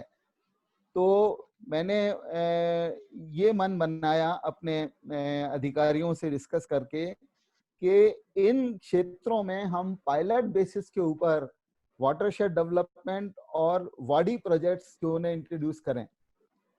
उसके कई फायदे मुझे नजर आए। एक तो ये जो अप्रोच थी ये इंटीग्रेटेड अप्रोच थी, जिससे कि होलिस्टिक डेवलपमेंट उस किसान का होगा जिसके के पास छोटी जमीनें हैं, आधा एकड़, 1 एकड़, 1.5 एकड़ की जमीनें हैं, और कुछ जमीन ऐसी है, भूमि ऐसी है जो कि कृषि के लिए सूटेबल नहीं है। तो उसका क्या ऑल्टरनेट है, उस जमीन का किस प्रकार से उपयोग किया जा सकता है ताकि उसको किसान को प्रॉपर रिटर्न मिल सके। अभी मेरे पूर्व वक्ताओं ने काफी एक्टिविटीज के बारे में जिक्र किया, जैसे गोटरी के लिए, डकरी पालन के लिए, फिशरीज इसका एपीकल्चर के लिए, मधुमक्खी पालन के लिए। तो ये सारे एक्टिविटीज को मिला के ये सोचा गया कि क्यों ना ऐसे प्रोजेक्ट्स को इंट्रोड्यूस किया जाए जिससे कि इन छोटे किसानों की जो भूमि है जो कि एग्रीकल्चर के लिए सूटेबल नहीं है, उसका इनको फायदा दिया जा सके।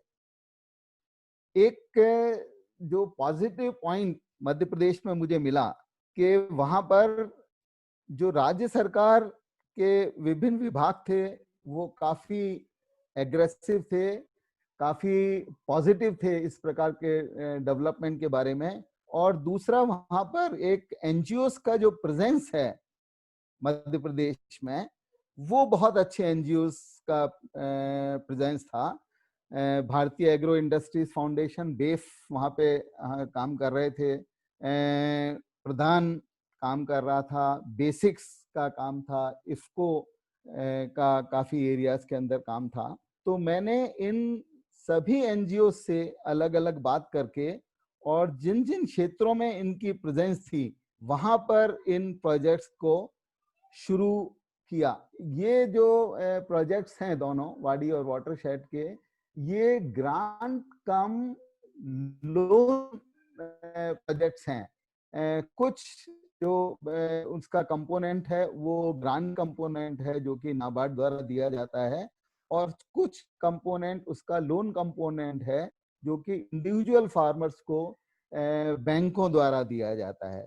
तो इस इंटीग्रेटेड अप्रोच को हम इंट्रोड्यूस किया, और इन एनजीओ के माध्यम से इन जहां पर इनकी संभावना थी उसका सर्वे करवाया, और इन दोनों प्रोजेक्ट्स को हमने वहां पे इंट्रोड्यूस किया। करीब 5 साल नाबार्ड का इंचार्ज रहा हूँ, तो रिजल्ट्स आने शुरू हो गए थे, पर बाद में मैंने फीडबैक लिया, मैं वहां जो छोटे किसान थे, खास तौर पे ट्राइबल किसान थे, उनको पशुपालन, कृषि, हेल्थ, वुमेन एम्पावरमेंट, महिला सशक्तिकरण जो इंटीग्रेटेड था वो ट्मेंडस फायदा, जैसे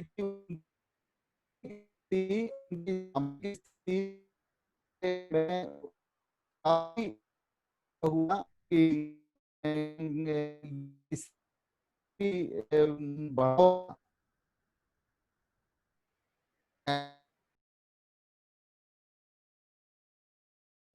पर इसका एक सबसे बड़ा जो एक एडवांटेज था वो नाबार्ड और एनजीओ की डेडिकेटेड टेक्निकल टीम्स के द्वारा ये योजनाएं चलाई गई इन क्षेत्रों में, जिसमें इनके जीवन शैली की और उसमें काफी बदलाव आया। संक्षिप्त में हम ये जानना चाहेंगे कि ये वाडी प्रोजेक्ट्स क्या है। एक्चुअली वाडी, गुजराती में वाडी का अर्थ है छोटी बगिया, एक छोटा सा बाग, फलों का बाग जिसमें कि विभिन्न फल पैदा किया जा सके। आदिवासी की भूमि जो खेती के लिए उपयुक्त नहीं है, 1 एकड़ क्षेत्र में करीब 100 फलों के पौधे जैसे आम, अमरूद, आंवला और कुछ फॉरेस्ट ट्रीज लगाकर उनको विकसित किया जाता है। इन पेड़ों के बीच की जो इंटरक्रॉपिंग है, जो दूरी है, वो इंटरक्रॉपिंग के लिए यूज की जाती है, जो वहां पर सब्जियों की खेती या और शॉर्ट ड्यूरेशन में फॉरेस्ट लगाए जाते हैं ताकि ये विंड ब्रेक का काम कर सके और किसान को ईंधन के लिए लकड़ी और चारे के लिए पत्तियां दे सकें। ये एक वाड़ी प्रोजेक्ट जो है ये बहुत अच्छा एक जरिया है ऑर्गेनिक फार्मिंग का भी। अभी ऑर्गेनिक फार्मिंग के बारे में जिक्र किया जा रहा था, तो उन छोटे छोटे किसानों के लिए छोटे उन क्षेत्रों को 1 एकड़ एग्रीकल्चर की नहीं बल्कि ये मिक्स्ड एक्टिविटीज, एनिमल हस्बेंड्री और बाकी और जो छोटे मोटे वो लघु उद्योग वो कर सकता है, ये उसके द्वारा इन प्रोजेक्ट्स को चलाया जाता है। इसके जो की कंपोनेंट्स हैं वाड़ी प्रोग्राम के, वो उस पे सबसे ज्यादा ध्यान दिया जाता है सॉइल एंड वाटर मैनेजमेंट के ऊपर। चूंकि टॉप सॉइल का इस प्रकार के जो पहाड़ी क्षेत्र हैं, जो डिग्रेडेड क्षेत्र हैं, उसमें बहुत क्विकली नाश हो जाता है टॉप सॉइल का, तो एक उसको बचाना है। और जो पानी रेन वाटर है वो जो वेस्ट होता है, जो नालों में चला जाता है, नदियों में चला जाता है, उसको रिचार्ज कराना है उन्हीं उसके अंदर। तो एक इसका जो वाड़ी प्रोजेक्ट का वो एक मुख्य उद्देश्य सॉइल एंड वाटर मैनेजमेंट है।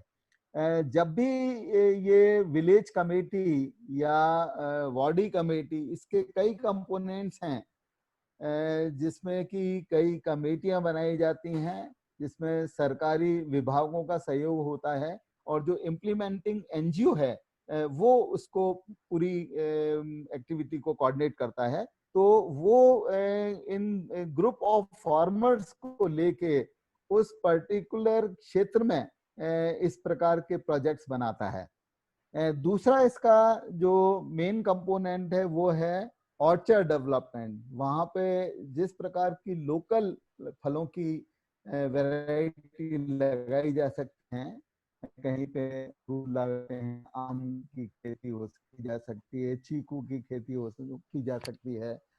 इस प्रकार के जो भी एग्रोक्लाइमेटिक कंडीशंस वहाँ पे सूटेबल हैं, उनकी ऑर्चर्ड को बड़े प्लान तरीके से बना के किसान को मदद की जाती है ऑर्चर्ड लगाने के लिए। और ये हेल्प करती है, ये सारी एक्टिविटीज हेल्प करती हैं सस्टेनेबल एग्रीकल्चर के लिए। जो बीच की जमीन है और जो एक्स्ट्रा जो जमीन है उसमें उन्नत खेती की जाती है, और इसमें खास तौर पे ध्यान रखा जाता है कि वहाँ पे ऑर्गेनिक फार्मिंग की जा सके, चाहे वो ग्रेन्स के हों या वेजिटेबल्स की हों। तो उसको ध्यान में रखते हुए इसको बढ़ावा दिया जाता है। जो बॉर्डर प्लांटेशन है और फेंसिंग है, वो जो भी वहाँ पर लोकल फॉरेस्ट प्लांटेशन की जो वैरायटीज हैं उनको लगा के फेंसिंग करते हैं, जो कि एक तरह से विंड इरोजन का भी काम करती हैं, और जो जंगली जानवर खेतों में घुस जाते हैं या बागों में घुस जाते हैं उसको भी रोकती है। इसका जो वाड़ी प्रोजेक्ट का जो एक फोकस है वो है विमेन एम्पावरमेंट के ऊपर। वहाँ पे स्वयं सहायता समूह विभिन्न ग्रुपों के बनाए जाते हैं जो कि इस बागवानी की और पशुपालन की डे टू डे एक्टिविटीज में हेल्प करती हैं, चाहे वो इनपुट प्रोक्योरमेंट के लिए हो, चाहे वो इनपुट उसमें एग्रोनॉमिकल प्रैक्टिसेस जो की जाती हैं उसमें हेल्प करती हैं, हार्वेस्टिंग में हेल्प करती हैं, मार्केटिंग में हेल्प करती हैं, और फ्रूट प्रोसेसिंग के लिए ये सारी इस तरह की ऑर्गेनाइजेशन, चाहे वो किसान क्लब हो या स्वयं सहायता समूह हो, वो इंटीग्रेटेड प्रोजेक्ट के रूप में इसको हेल्प करती हैं। इसका जो मुख्य ऑब्जेक्टिव रहा है वो हेल्थ और सैनिटेशन के ऊपर भी बहुत ज्यादा फोकस किया जा सकता है, किया जाता है कि जो गांव में क्लीनलीनेस किस तरह से रखी जा सके, उनको मॉडल विलेज कैसे बनाया जा सके, सैनिटेशन और हेल्थ जो है वहाँ के लोगों का है उसका कैसे ध्यान रखा जा सके, बच्चों के लिए न्यूट्रिशनल रिक्वायरमेंट है उनका कैसे ध्यान रखा जा सकते हैं। और जहाँ पर ये वाड़ी प्रोजेक्ट स्टैब्लिश हो जाते हैं और अच्छी मात्रा में फलों का प्रोडक्शन होने लगता है, तो ये फार्मर्स क्लब और स्वयं सहायता समूह इन फ्रूट प्रोसेसिंग और fruit marketing, fruit and vegetable marketing में भी मदद करते हैं। तो ये जो एक प्रोग्राम है ग्रांट कम लोन का, जो नाबार्ड का प्रोग्राम है, ये बहुत ज़्यादा सक्सेसफुल प्रोग्राम है। तो मेरी ये आग्रह है कि जो इस तरह के छोटे किसान हैं, ट्राइबल पॉपुलेशन है, वहाँ पर अगर हम इंटीग्रेटेड रूप में इनको अप्रोच करेंगे, एक्सेस करेंगे और उनको एज ए ग्रुप डेवलप करेंगे, तो जो पशुपालक हैं और जो कृषि में जो लोग हैं उनको अधिक से अधिक फायदा, मैक्सिमम फायदा मिल पाएगा।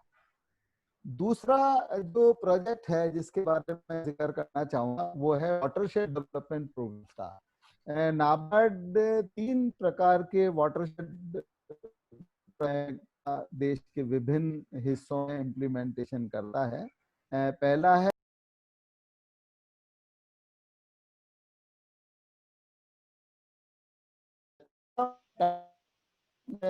लिमिट में तो कोई वो नहीं हो रही है प्रॉब्लम। हेलो, मैं शॉर्ट करूं या अभी?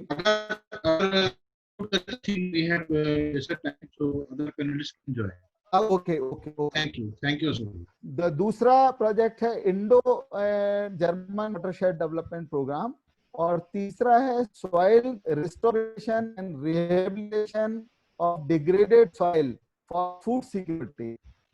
ये वाटरशेड डेवलपमेंट के प्रोग्राम हैं और जो वाडी प्रोजेक्ट वो वाटरशेड का एक इंटीग्रेटेड पार्ट है।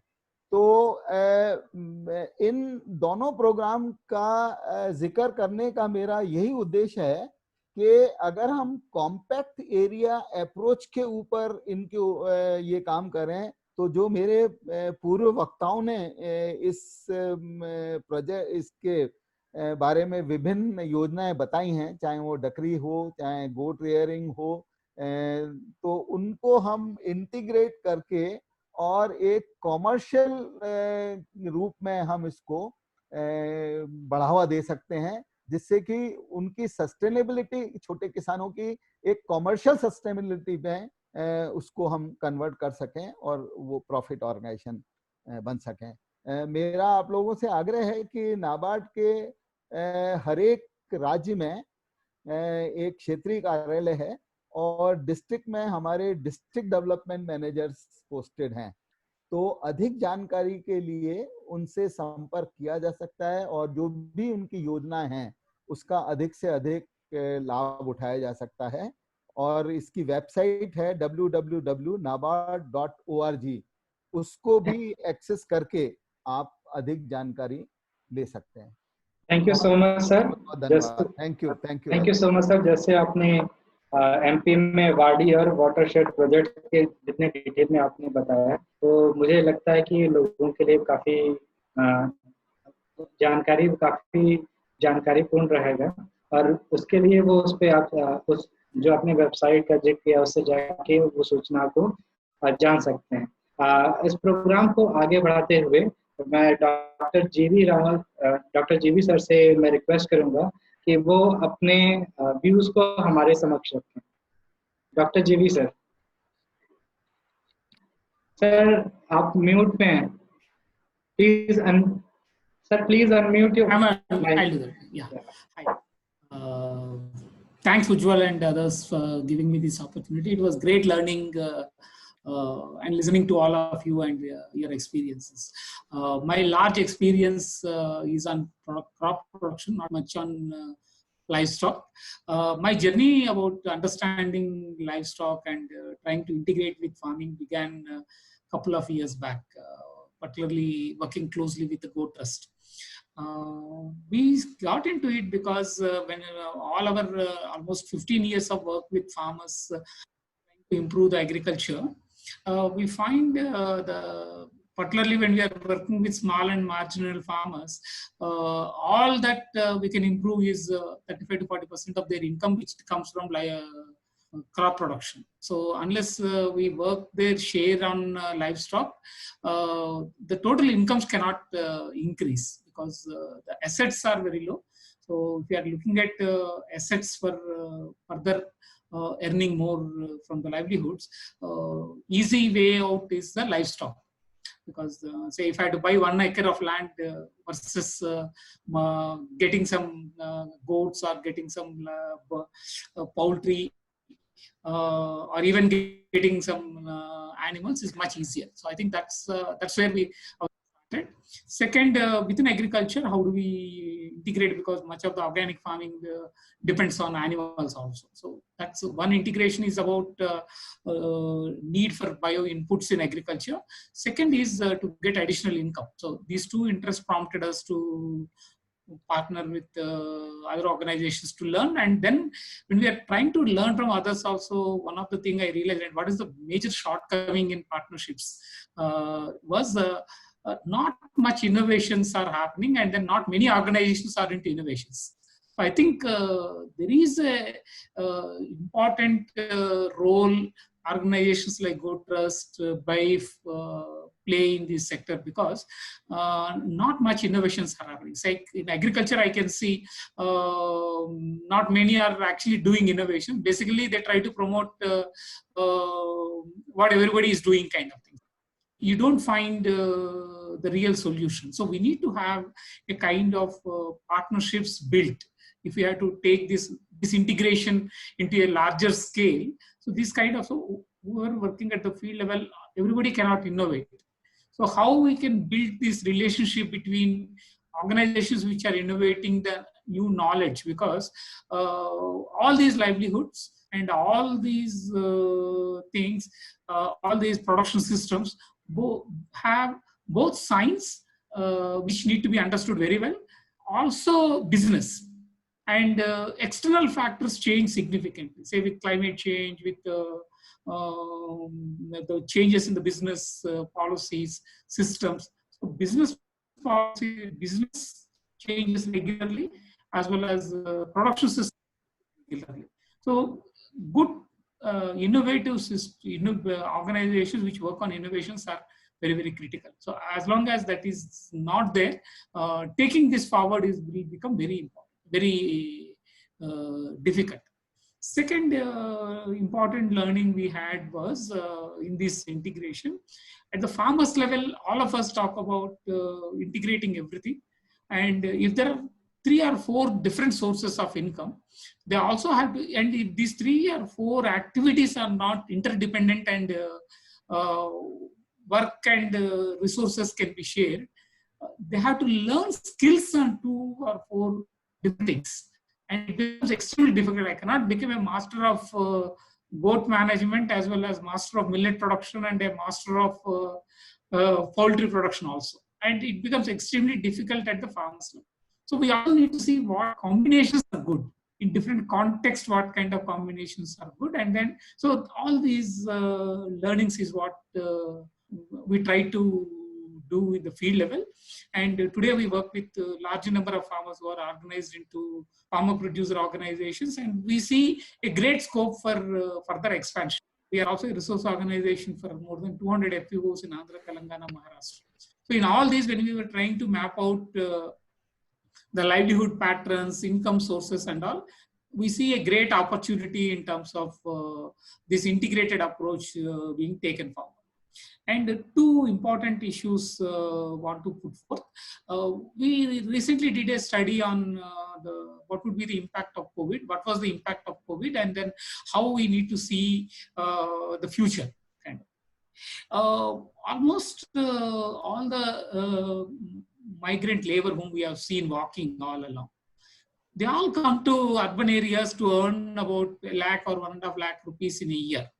For about 6-7 months, because during that time they cannot grow crops. So Kharif they grow crop, but Rabi they cannot grow crop because there is no irrigation facility and there is no any production system which they can do in the villages.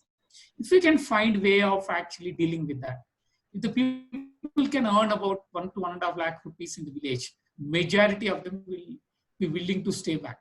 So what is that integrated model which can help them to earn for say 150 to 200 days work, or income about 1.5 to 2 lakhs, or at least 1.5 lakhs additional to what they have now, is something we all need to work out. I think that can keep many people in villages, and keeping people in villages with proper income sources can also revive rural economy, and that can give us a scope for integrating many more livelihoods. I think that is the approach I see as something we need to figure out and work towards that. I think that will be a great solution, because now otherwise the livelihood crisis is going to continue like this. How long we are going to work with that? So Narayan is and then his insights into milk issue was very good, and we did similar thing on the dung issue, because when we work with farmers on organic farming, always people say use only desi gai, and buffalo is not animal, and crossbred is not an animal, kind of thing. So we tried to look into making Jivamrut Panchagavya from both crossbred as well as desi cows, and also buffalo and cow. So we try to look at all this. What we find is there's no big difference in terms of microbial profile, and that too the beneficial microbial profile which we actually need in agriculture. So that way, if we see, what we are actually trying to do is a culturable microorganism. So all microorganisms present in the dung cannot be cultured outside. So whatever we are doing as Jivamrut or Panchagavya is basically culturing.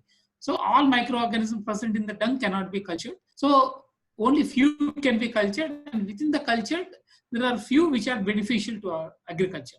So if you look at cultural beneficial organisms present in the dung, there's no big difference between desi cow or crossbred, or cow or buffalo, as long as they're fed on fodder. We didn't see if they're fed on to grains, whether the same thing continue.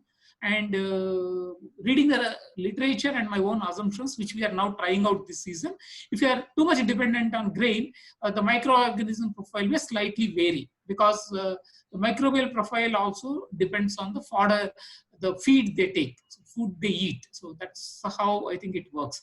So we always advise farmers to use whatever dung they have. So don't worry much about if you don't have desi gai, you cannot continue, kind of thing. So that's a clear message I think which we got. So neither milk nor dung makes big difference. So whatever is with you, start with that. And whatever is overall economical for you, do with that. I think that's what is better for the farmers. So take a scientific approach, learn from what is good for your soil. So not all soils are same. Not every animal is same. So learn about your situation, your resources. Based on that, if you can plan out, it will be very good. So that kind of knowledge base is now available with organizations. Now we are able to do good quality trainings. Now technology has broken a lot of barriers. Now we can talk from wherever we are, and then we can learn from wherever we are. So I think these new ways of learning and the new ways of partnerships, new ways of moving forward will help significantly. Like it is helping organizations, I wish this helps farmers also. So I think now how we all can work towards building the knowledge of the people and then building these livelihoods, I think is a very important thing. Thanks for giving me this opportunity. We'll continue the dialogue. I'll be happy to answer any of the questions from our learnings on organic farming. We work with large number of farmers, about 50,000 farmers directly. We are working in Andhra, Telangana and Maharashtra, and we are also resource organization to many state government programs in many states. So we have done extensively in and out of organic farming practices, and we certainly feel integrating stock is the only way out. Otherwise, you need to depend on external input significantly. So that integration certainly helps. So what levels of integration can help it to go forward, particularly looking at the time a family can put in, resources they have, is the business planning one need to do. So if you can come up with few models, it will be great. Thank you, sir. Thank you very much. Thank you, sir. जैसे आपने अपने agriculture experience को हम लोग के बीच share किया, आपने जैसे फोकस किया कि इनोवेशन जो एक मेन पार्ट है जो हम लोग की आज हम लोग उसको नेग्लेक्ट करते जा रहे हैं। आपने ये बताया कि जो इनोवेशन की भूमिका है उस तरह के एग्रीकल्चर को आगे ले जाने के लिए बहुत ही जरूरी होती है। आपने बिजनेस, अपने स्ट्रेटेजिक बिजनेस और साइंटिफिक अप्रोच को भी आपने बताया कि इसको आपने इस समय कॉन्टेक्स्ट में आपने 2 इशू का भी जिक्र किया, और उसके साथ साथ आपने जो पंच द्रव्य जीवामृत का जो आपने बताया, जिसके बारे में कि जो हमारे ऑर्गेनिक फार्मिंग के लिए कितने जरूरी हैं। अब हम वेबिनार को आगे बढ़ाते हुए प्रेजेंटेशन पे मैं अगर कंसंट्रेट करूं तो वैभव ने अपने प्रेजेंटेशन में बहुत अहम इंसाइट्स पर प्रकाश डाला, और जिसमें कुछ अनछुए पहलू हैं जिसे हम सभी जागरूक हो सकें और सोचें। तो वैभव को बहुत बहुत धन्यवाद कि बहुत बेहतर इंसाइट्स उन्होंने दिए, और मैंने सभी पैनल ऑफ एक्सपर्ट्स को सुना और बहुत लर्निंग ये था मेरे लिए भी कि बहुत सारी चीजें हो रही हैं देश के अलग अलग कोने में। और इसी निरंतरता में मैं गोट ट्रस्ट के जो अनुभव है वो मैं आपके साथ साझा करना चाहता हूँ। सबसे पहले तो कुल पशुधन की संख्या की बात करें और फीड की बात करें, जिसको कि हम बैलेंस फीड बोलते हैं, संपूर्ण आहार बोलते हैं, या फीड कंसंट्रेट या फीड मिक्स बोलते हैं। तो उसमें डिमांड और सप्लाई के गैप को समझना कि जितना पशुधन है और कितना फीड हम प्राप्त कर पाते हैं, कितना फीड हमें मैन्युफैक्चर कर रहे हैं, कितना फीड हमें और जरूरत है, उस गैप को समझना, और सरकार की पॉलिसी पर चर्चा की भी आवश्यकता है इसमें। तो बहुत सारे कुछ पैनलिस्ट ने इस पर अपने प्रकाश बिंदु डाले हैं, उन्होंने भी सोचा है कि इसमें एक पॉलिसी जरूरी है कि फीड के ऊपर थोड़ा प्रकाश डाला जाए, जिससे कि पशु के उत्पादकता को हम सही रख सकें, बेहतर रख सकें और बढ़ा सकें।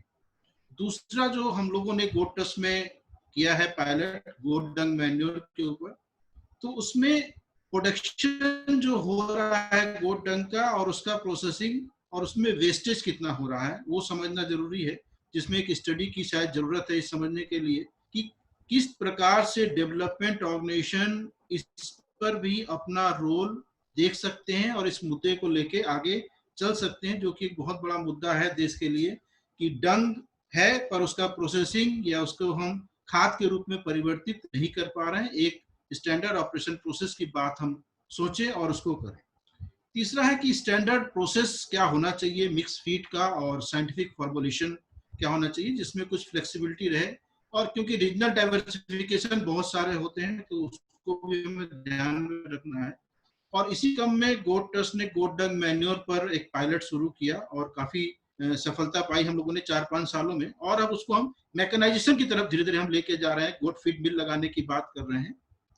और इसी प्रकार हम लोग ने फीड मिक्स में भी स्टैंडर्ड सेट करने की कोशिश की, जिसमें अनाज, तिलहन, दाल, नमक, मिनरल मिक्सचर, ये सारी चीजों को मिक्स करके मिक्स फीड की बात कर रहे हैं, जो विभिन्न राज्यों में हम लोग आज कर रहे हैं।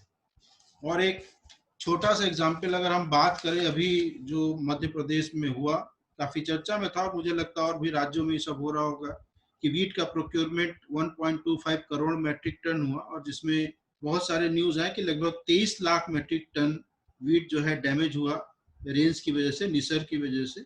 इसके इकोनॉमिक्स की बात नहीं करते, पर इस तरह की शायद वेस्टेज या बर्बादी बहुत राज्यों में हो रही होगी। क्या हम इसको प्रोसेस करके फीड के रूप में बदल सकते हैं क्या? तो चर्चा को विराम देने से पहले मैं संस्था या उद्यमी के इस कार्य को लेकर आगे बढ़ना चाहते, जो भी संस्थाएं इस काम को लेकर आगे बढ़ना चाहती हैं, वो गोट ट्रस्ट उनको सारी मदद कर सकता है उसको आगे लेके जाने में। और ये एक मुहिम है जिसमें कि संस्थाओं को, उद्यमियों को आगे आना चाहिए और इसे एक मुहिम की तरह लेकर आगे बढ़ना चाहिए। तो दो इनोवेशंस की मैंने बात की, एक तो डंग मैन्योर की बात की जिसपे हम लोग ने गोट डंग मैन्योर पे काम किया है, और दूसरा गोट फीड मिक्स की बात की जिसपे हम लोग बहुत बृहद रूप से काम कर रहे हैं और आगे बढ़ रहे हैं। तो मैं सभी पैनलिस्ट का बहुत बहुत धन्यवाद करता हूं जिसने अपने बहुमूल्य समय दिया, और वेबिनार से जुड़े हुए सभी अटेंडीज और सभी पार्टिसिपेंट्स का बहुत धन्यवाद कि वो इससे जुड़े रहे। और जितने भी पैनलिस्ट ने थे, हर चीजों पर उन्होंने अपना प्रकाश डाला, कि चाहे हम पॉलिसी की बात करें, फ्रेमवर्क की बात करें, सौरभ जी ने ट्रेनिंग की बात की, रामू जी ने पंचगव्य की बात की, अशोक जी ने गवर्नमेंट प्रोग्राम्स की बात की, हेगड़े साहब ने पूरे फ्रेमवर्क में लार्ज यूनिट्स की बात की, और वाधवा जी ने SRLM में क्या हो रहा है उस पर उन्होंने प्रकाश डाला और किस तरह से वो काम कर रहे हैं। तो ये शायद बहुत बड़ा एक लर्निंग प्लेटफॉर्म था आज का, जिसमें हम लोगों ने सीखा कि इंटीग्रेशन क्या है, लाइव स्टॉक एग्रीकल्चर के integration. So I am thankful for the part of this discussion. Thank you Vinay. Thank you so much sir. Sir we are running out of time, तो हम लोग के क्वेश्चन जो कैंडिडेट के question है अभी नहीं ले पाएंगे, लेकिन हम लोग उनके क्वेश्चंस को डॉक्यूमेंट के साथ और पीपीटी उनके ईमेल पे भेज दिया जाएगा। Okay, thank you Saurabh ji, thank you Ramu ji, thank you Ashok ji, Thank you thank very you much. Hegde sir, and thank you Wadhwa ji for joining us. Thank you sir.